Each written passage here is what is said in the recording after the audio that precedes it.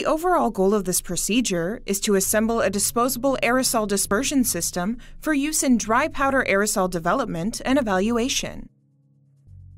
This technique addresses key questions in pharmaceutics and aerosol science with respect to the delivery of dry powder aerosols of importance to pharmacokinetics and also efficacy testing, and it currently meets an unmet need. The main advantage of this technique is that it uses dosators that are made from readily available materials, and those materials are fairly economic. One serious advantage is that they can be used in a hazardous environment because the materials themselves are disposable.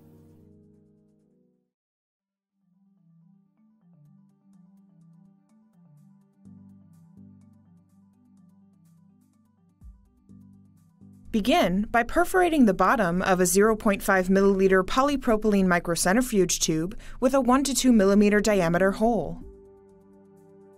Next, use a number 22 drill bit to create an approximately 4 millimeter diameter hole in the center of the microcentrifuge cap.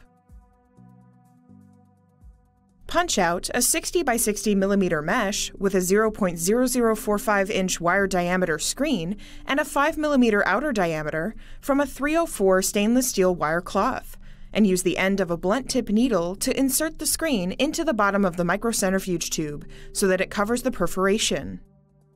Then, press fit the narrow end of the microcentrifuge tube tip into the end of the needle with enough pressure to adhere the tube tip to the needle without cracking the plastic, and use ethanol to gently clean the top of the needle and the bottom of the tube. Assembling the dosator while it is still wet assists in achieving a tight fit, although the materials can also be wrapped with